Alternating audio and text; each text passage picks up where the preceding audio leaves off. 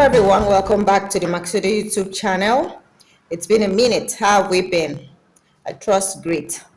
All right, so today we're bringing you how we made this. That's what today's one is going to be making. The apparel has already been made, and then we're going to walk you through the steps with which we made it. This is a vest for men. This one is actually the one for the boy. There are two of them.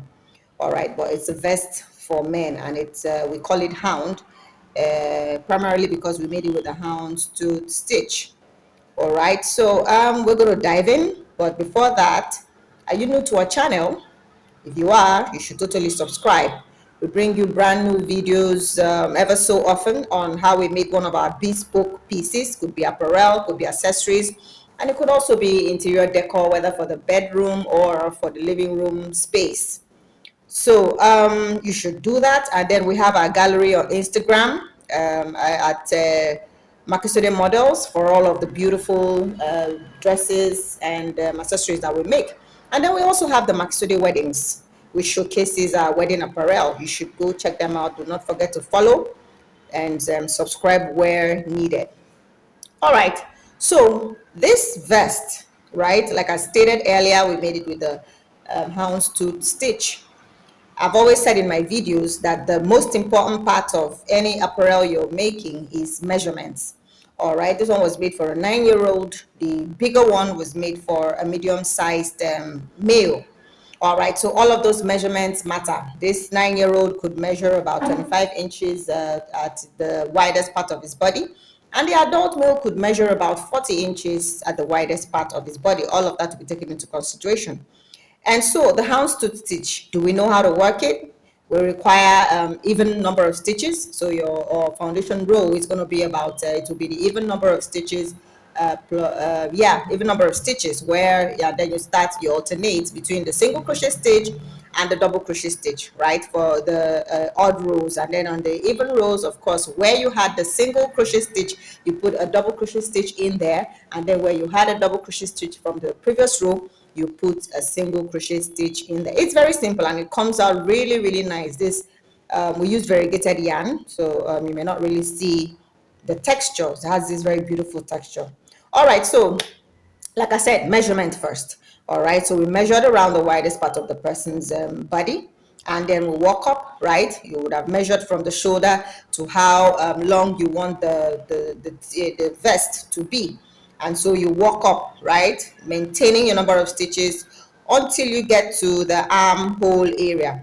Now at this point you have to stop, because you're going to have to work the back panel separately and then work the front panel separately.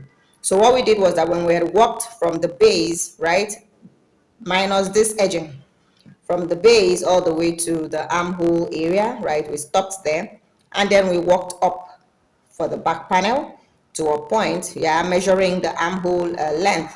The armhole length for this individual could be 5 inches, in height, so that will be taken into consideration.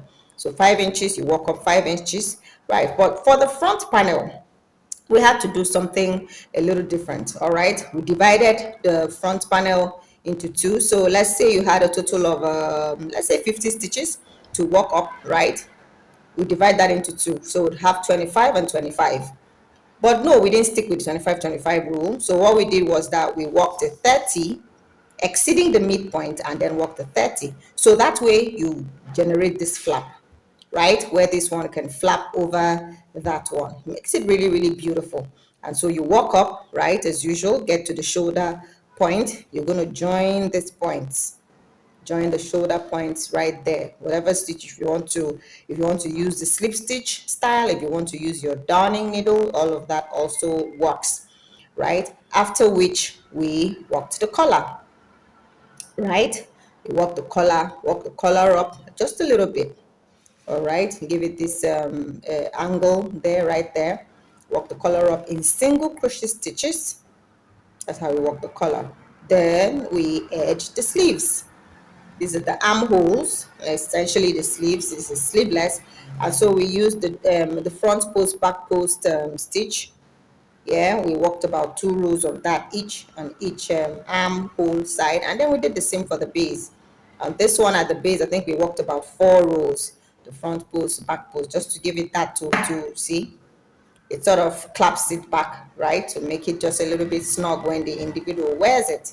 So to give it a little oomph, what we did was that we used the orange color. This vest is in a variegated purple and brown yarn, all right, and so we use this orange to make it pop.